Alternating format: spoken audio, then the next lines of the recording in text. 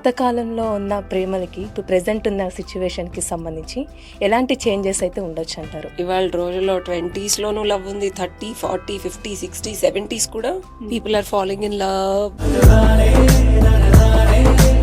వాళ్ళని మర్చిపోవడానికి కొత్త వాళ్ళతో పరిచయం అయ్యి వాళ్ళతో లవ్ లో పడి వాళ్ళతో బ్రేకప్ అయ్యి మళ్ళీ అగాధంలో వెళ్ళే వాళ్ళు చాలా మంది ఉంటారు. పెళ్లిలో ప్రేమ లేదని గర్ల్ ఫ్రెండ్స్ ఎత్తుకుంటున్నారు. కాకపోతే ఇప్పుడు జనరేషన్కి సంబంధించి ఒకవేళ వద్దు అన్నా కూడా జీవితాంతం కలిసి ఉంటాం అనేది ఏ స్టోరీలోనూ లేదు. దాత్రి టీవీలో మీ పర్సనల్ ఇంటర్వ్యూ కోసం, వ్యాపార ప్రకటనల కోసం ఈ నెంబర్కి సంప్రదించండి. నమస్తే అండి. నమస్తే యామిని. Welcome to Dhatri. ఈరోజు మన టాపిక్ ఏంటంటే చాలామంది యూత్ కనెక్ట్ అవుతారని నేను అనుకుంటున్నాను. దేని గురించి అంటే ప్రేమ. అయితే ఇప్పుడు బేసిక్గా పాతకాలంలో ఉన్న ప్రేమలకి ఇప్పుడు ప్రెజెంట్ ఉన్న సిచ్యువేషన్కి సంబంధించి ఎలాంటి చేంజెస్ అయితే ఉండొచ్చు అంటారు మీ ఆలోచన ప్రకారంగా చూస్తే? యామిని, ప్రేమ అనే కాన్సెప్ట్ ఇప్పుడు యుఎస్లో కానీ, నేను రీసెంట్గా వెళ్ళొచ్చాను ఇండియాలో కానీ, టీనేజ్కి సంబంధం లేదు ఇప్పుడు. ఒకప్పుడు టీనేజ్, పెళ్ళైపోయిన తర్వాత life long wife and husband commitment, పిల్లలు ఉండేది. సో ఇవాళ రోజుల్లో 20s లోనూ లవ్ ఉంది, 30, 40, 50, 60, 70s కూడా people are following in love, breaking up and then trying to get back to each other, లేదా వదిలేసి మూవ్ ఆన్ అయిపోవడం. సో ఏజ్తో సంబంధం లేకుండా ఉంది. ఇది మనకి ఇది వరకు కాలానికి ఇప్పటికి ఉన్న చేంజ్. ఓకే. సో ప్రేమ అనేది ప్రకృతి సహజం. ఫస్ట్ థింగ్, అయ్యో నేను బ్రేకప్ అయిపోయింది, ఇంకా నేను అసలు ఒక 1-2 years వరకు కెరీర్ మీదే ఫోకస్ చేస్తాను, నాకు లవ్ అట్లాంటివి ఏం వద్దు అని ఎప్పుడైనా నువ్వు అనుకున్నావా? అఫ్ కోర్స్ ఇప్పటికీ మనం తల్లిదండ్రులకు తెలియకుండా ప్రేమించడం, వాళ్ళు దాన్ని యాక్సెప్ట్ చేయకపోవడం, చేసినా సరే పెళ్లి వరకు వెళ్ళకపోవడం, వెళ్ళినా సరే కలిసి ఉండలేకపోవడం, ఉన్నా సరే పిల్లలు కలిగిన తర్వాత విడిపోవడం అనేది చాలా కామన్ గా చూస్తున్నాం మన సొసైటీలో. ప్రెసెంట్ అదే జరుగుతుంది సిచ్యువేషన్. సో ఇద్దరు వ్యక్తులు ఇష్టపడటం అనేది అసలు ఏ ఏజ్లో మొదలవుద్ది అనుకుంటున్నాను? ఒక 15-16. స్కూల్లో లవ్లు ఉన్నాయి తెలుసా నీకు? అది ఇంకా ఏజ్, స్కూల్ ఏజ్ కింద వస్తుంది కాబట్టి ఇంకా టీనేజ్ కింద వస్తుంది, స్కూల్ కింద టీనేజ్. యాక్చువల్గా మనకి శాస్త్రాల్లో చిన్నప్పుడు చిన్నపిల్లలు కూడా జెనిటల్స్ ఆడుకోవడం అనేది చూసావా ఎక్కడన్నా? చిన్న పిల్లలు ఆడుకుంటారు, చిన్న పిల్లలు. సో యాక్చువల్గా ఒక physical attraction opposite male and ఫీమేల్లో, నాట్ ఓన్లీ హ్యూమన్స్ నేను చెప్పేది, అదొక దైవ సహజం, ప్రకృతి సహజం, మానవ జరచరాదుల సహజం అది. ఎందుకంటే ఒక క్రియేషన్ అనేది కంటిన్యూ అవ్వాలంటే భూమి మీద చెట్లు, పుట్లు, పురుగు, వాటర్లో వెళ్ళేవి, గాల్లో ఎగిరేవి, అన్నిటికి ప్రేమ అనేది ఒక కామన్ పాయింట్. సో ఇందాక నేను అడిగాను కదా, ఎప్పుడన్నా చిచి అసలు ఇంకెవరిని లవ్ చేయకూడదు, ఎందుకు వచ్చింది ఈ జీవితం, మనం అంతా కెరియర్ మీద ఫోకస్ చేసి బాగా డబ్బు సంపాదించుకోవాలని నువ్వు అనుకోపోయినా నీ ఫ్రెండ్స్లో ఎవరో ఒకళ్ళు అనుకునే ఉంటావు, వినే ఉంటావు కదా. విన్నాను. అప్పుడు ఏం చేశారు వాళ్ళు? అలా అనుకుంటారు. కాకపోతే ఈ బ్రేకప్ ఫేజ్ లో మళ్ళీ లవ్ లో ఎవరైనా పరిచయం అవ్వచ్చు, ఇంకా చేంజ్ అవ్వచ్చు మనుషులు కూడా. వాళ్ళని మర్చిపోవడానికి కొత్త వాళ్ళతో పరిచయం అయ్యి వాళ్ళతో లవ్ లో పడి వాళ్ళతో బ్రేకప్ అయ్యి మళ్ళీ అగాధంలో వెళ్ళే వాళ్ళు చాలా మంది ఉంటారు. కొంతమంది అక్కడికే స్టాప్ చేస్తారు, ఇంకో వద్దు అని. కొంతమంది ఇంకా అలా కంటిన్యూ అవుతారు. స్టాప్ చేసినా స్టాప్ అవ్వంది, ఆపుకోవాలన్నా ఆగంది, వద్దన్నా మన దగ్గరకు వచ్చేది, కాదని తోసేసినా మనం వెళ్ళేది ప్రేమ. ఓకే. అవునా కదా? అవును. అవునంటావా కాదంటావా? నిజమే. అవును. సో ఇప్పుడు ఈ ప్రేమ గురించి డౌట్ లేని చెప్పు. అంటే ఎక్కడ డిఫరెన్స్ అనేది వస్తుంది అంటే, ఇప్పుడు మన పాతకాలంలో ఉన్న ప్రేమకి ఇప్పటికి చూస్తే చాలా డిఫరెన్స్ అనేది ఉంది. అంటే ఒక రిలేషన్ అనేది అని నేను అనుకుంటున్నాను. ఇప్పుడు అప్పట్లో ఒకవేళ పెళ్లి చేసుకున్నా అది కొంచెం వాళ్ళ లైఫ్ లాంగ్ మొత్తం ఉంటారు. ఇప్పుడు అలా లేరని. అంటే ఇంకో చెప్పాలంటే, ఒకవేళ అమ్మాయి మీద ఇష్టం ఉందా, కొన్ని ఇయర్స్ జనరేషన్ చూసుకున్నట్లయితే ఇంట్లో వాళ్ళకి చెప్పో ఏదో ఒకటి, లేకపోతే సాక్రిఫైస్ అనేది, సరే మీ ఇంట్లో వాళ్ళకి ఇష్టం లేదు కదా వద్దు, మా ఇంట్లో వాళ్ళకి ఇష్టం లేదు కదా వద్దు, నువ్వు ఎక్కడుందో మంచిగా ఉండాలి అని ఈ వాడే. మా అమ్మగారి జనరేషన్, మా మామయ్య గారి జనరేషన్ చూసుకుంటే మమ్మల్ని అన్నయ్య వాళ్ళ జనరేషన్ చూసుకుంటే డెఫినెట్ గా ఒక అమ్మాయిని లవ్ చేస్తే అమ్మాయితో జీవితాంతం కమిటెడ్ గా ఉండాలి. మూగ ప్రేమలు, ప్రేమ లేఖలు, గాల్లో ఉత్తరాలు ఇలా ఉండి జీవితాంతం కలిసి ఉన్న కథనాలు చాలా చూసాం. అవును. ఇంకా చెప్పాలి అంటే సినిమాలు కూడా వచ్చాయి, చాలా హిట్ అయినాయి. ఇద్దరు కలిసి కనుక లేకపోతే చనిపోవడం, దూకేసి మళ్ళీ పుట్టడం, అవును. సో ఇట్లాంటివి కూడా చూసాం మనం. అది ఒక జనరేషన్ వరకు నడిచింది. కాకపోతే ఇప్పుడు జనరేషన్కి సంబంధించి ఒకవేళ వద్దు అన్నా కూడా అంటే గొడవ పెట్టుకోవడం కానీ ఇంట్లో వాళ్ళకి మొత్తం ఇలా కొంతమంది కొన్ని వాళ్ళ లైఫ్లో జరుగుతున్నాయి, గొడవలకు కారణం అవ్వడం కానీ, అబ్బాయి వాళ్ళ ఇంటికి వెళ్ళి గొడవ పడడం కానీ, వద్దని చెప్పంగానే కొంచెం కొట్టడం కానీ చేయడం కానీ పరిణయం తెలుసా నీకు? విన్నాను కానీ సో ఇలాంటి పాతకాలంలో కూడా ఉన్నాయి, అందులో కూడా ఉన్నాయి ఇట్లా ఉన్నాయి. ఇంట్లో వాళ్ళు ఒప్పుకోకపోవడం, వాళ్ళని వీళ్ళని విడదీసేయడం, వాళ్ళు వెళ్ళిపోయి గాంధర్వ వివాహాలు చేసుకోవడం అనేది ఉన్నాయి.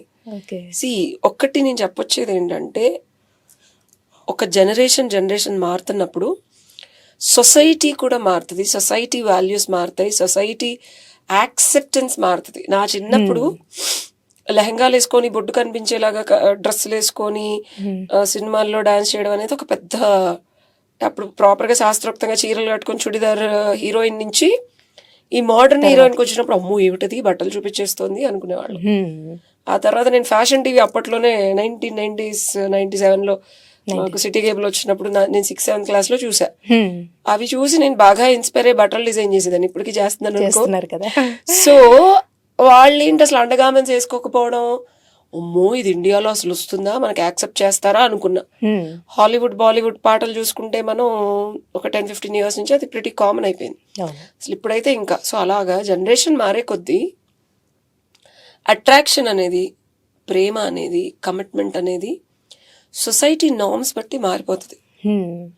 సో కాలమాన పరిస్థితులను బట్టి మారేదాన్ని యాక్సెప్ట్ చేసుకుంటూ పోతున్నాం మనం. ఒకప్పుడు లవ్ చేస్తే ఇంట్లో వాళ్ళని ఒప్పించో లేకపోతే ఇంట్లో వాళ్ళకి తెలియకుండానో పారిపోయి పెళ్లి చేసుకొని లైఫ్ లాంగ్ ఉండేవాడు. ఇది నీ ప్రశ్న 100%. బట్ అందులో కూడా కొట్టుకొని విడిపోయి సింగిల్ మదర్స్ అనే జనరేషన్లో ఆ జనరేషన్ కూడా ఉంది, బయటికి రాలా అంతే. ఓకే. అండ్ ఇప్పుడు విరివిగా డివోర్సులు జరుగుతున్నాయి, విరివిగా లవ్ మ్యారేజ్లు ఎక్కువ జరుగుతున్నాయి. సో ఇది సొసైటీలో వచ్చే అట్రాక్షన్, సినిమాలు ఇవన్నీ కూడా 100% కారణం అంటాను నేను. ఒక జయన్ సినిమా కానీ, నాకు నువ్వు నీకు నేను లాగా ఇలాంటివన్నీ మా టీనేజ్ మా మనసుల్లో బాగా గట్టిగా ముద్రించబడిన సినిమాలు. అలా అని చెప్పి నేను ఇంట్లో వెళ్ళిపోలా, వెళ్ళడానికి ప్రయత్నించాను బట్ కానీ వెళ్ళలేదు. సో ఈ ప్రభావితం చేసి ఓకే ఈ తప్పు కూడా ఒప్పే, ఇది ఒకప్పుడు చేయలేదు కానీ ఇది చేస్తే ఓకే అన్న ఇన్ఫ్లుయెన్స్ సినిమాల నుంచే వచ్చింది మా జనరేషన్కి. ఆ తర్వాత అసలు పెళ్ళిళ్ళైనా విడిపోయి మళ్ళీ వాళ్ళు కలిసి ఉంటాం, కల్ హోనహో సినిమాలు లాంటివి చూసిన తర్వాత పెళ్ళిళ్ళు అయిపోయినా డైవర్స్లు ఇచ్చేసి లవ్ కోసం పారిపోవచ్చు అనమాట అన్న యాక్సెప్టెన్స్ వచ్చి అట్లాంటి కొన్ని 100 కేసులు మొదలైనవి. జనాలకి యాక్సెప్టెన్స్ అనేది media. So influence of media love మీద చాలా ఉంది, ఈజ్ వాట్ మై ఒపీనియన్. బాగా ఉందంటారా? 100%. దానివల్ల జనరేషన్ ఇప్పుడు నువ్వు విఠలాచార్ సెటప్లు, రామారావు గారి టైంలో లవ్ అనేది పెద్దగా లేదు. అసలు ఆడవాళ్ళు బయటకు వెళ్తే చాలా చాలా తప్పు, అసలు మనుషులు చూడడమే తక్కువ. అండ్ అసలు అప్పట్లో వాళ్ళు కొంచెం టైట్ బ్లౌజులు వేసుకొని ట్రాన్స్పరెంట్ చీరలు కట్టుకుంటే వాళ్ళు వింతగా చూసేవాళ్ళు. ఎంఎస్ సుబ్బలక్ష్మి గారు లాంటి వాళ్ళే బయటకు వచ్చి పాటలు పాడుతుంటే అసలు అది చాలా దారుణంగా ఉండేది. బట్ సొసైటీ మారుతున్న కొద్దీ ఆడవాళ్ళు ఇప్పుడు మనం పబ్బులకే పొడి బట్టలు వేసుకునే స్టేజ్కి వచ్చేసాం. సో లవ్ అనేది ప్రతి జనరేషన్లోనూ రీడిఫైన్ అవుతుంది. ఎక్కడి నుంచి? సినిమా నుంచి. నేను టీనేజ్లో ఉన్నప్పుడు లవ్ అంటే గిఫ్ట్లు కొనియడం, బయటకు తీసుకెళ్ళటం, హాట్ బ్రెడ్స్కి వెళ్ళటం అలా ఉంటాయి. అప్పట్లో మరి సరే సినిమాలకు వెళ్ళటమే ఒక గ్రేట్ అనమాట. నేను ఖుషి సినిమాకి అనుకుంటా ఫస్ట్ వెళ్ళింది నేను, నా బాయ్ యాజ్ ఎ ఫ్రెండ్తో. He was not boy friend yet. And అసలు అప్పుడు కాలేజ్ బంక్ కొట్టి సినిమాకి వెళ్ళడం అంటే అసలు నెక్స్ట్ లెవెల్ అనమాట. సో గ్రీటింగ్ కార్డులు ఇచ్చుకొని గిఫ్ట్లు ఇచ్చుకొని సినిమాలకు వెళ్ళే జనరేషన్ నుంచి నా ఫ్రెండ్ డన్ డనాల్డ్ డీన్ ఇప్పుడు నేను లెక్చర్గా చేసినప్పుడు నాతో పాటు తన కొలీగ్ ఓకే. నేను విజయవాడ వెళ్ళినప్పుడు ఒకసారి ఉషారా నీకు ఎలా ఉన్నారు పిల్లలు, ఇప్పుడు జనరేషన్ ఎలా ఉంది అని అడిగితే దానిని తీసుకెళ్ళడానికి కేల్ యూనివర్సిటీ పైకి తీసుకెళ్ళాడు నన్ను, టెరెస్ పైకి. ఇన్ని కాండోమ్లు ఉన్నాయి. సో ఒక మనిషిని చూసి మాట్లాడితేనే అప్పట్లో ఒక పులకింత, ఒక ఆనందం. నన్ను కలవడానికి అప్పట్లో నా ఫ్రెండ్ బైక్ వేసుకొని హైదరాబాద్ నుంచి విజయవాడ కలిసి నన్ను అరగంట చూడటానికి వచ్చేవాడు. ఈ జనరేషన్లో వీడియో కాల్స్ చేస్తున్నారు. మహా అయితే 10-15 రోజులు రిలేషన్షిప్ ఉండి ఆ తర్వాత ఫిజికల్ రిలేషన్షిప్ అయిన తర్వాత ఇంకో 10 రోజులు ఉంటే గ్రేట్. ఇప్పుడు అప్పట్లాగా సంవత్సరాలు. నా దృష్టిలో ఇప్పటికీ లవ్, నేను ఎక్స్పీరియన్స్ అయిన ఫస్ట్ లవ్, అలాంటి లవ్ అంత అన్కండిషనల్ లవ్ ఎవరు ఇవ్వలేదు. కాబట్టి ఇంకా సింగిల్గా ఉన్నా. అంటే అంత అద్భుతంగా ఉండేది ఇదివరకు ప్రేమ అంటే.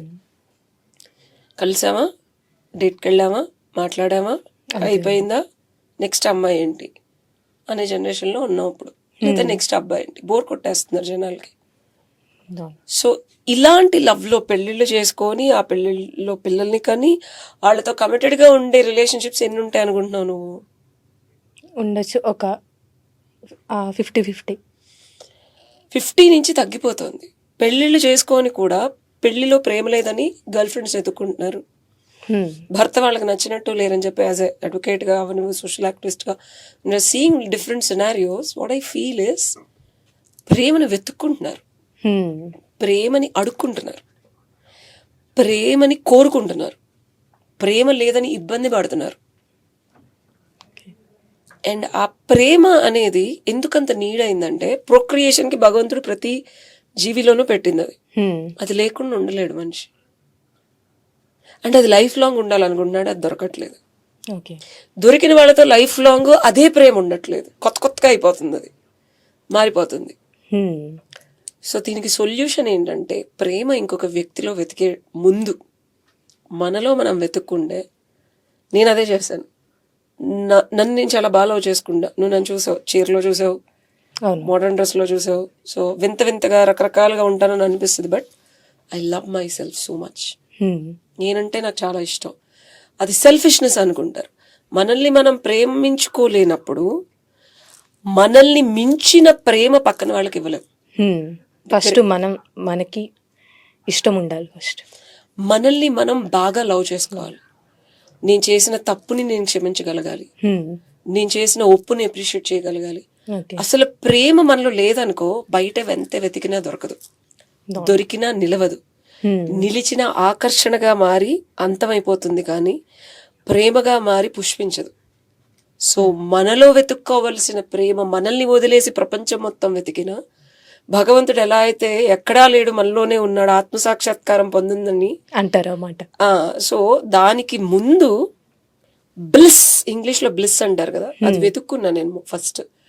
నాలో నేను తమైక్యం పొందుతాను. నేను ఎవరున్నా లేకపోయినా ఒక్కదాన్ని ఉన్నా, న్యూ ఇయర్ రోజు చుట్టూతా విపరీతమైన పార్టీ జరుగుతున్నా కూర్చొని ధ్యానం చేసుకున్నా. అలా చేశాను నేను సాధన.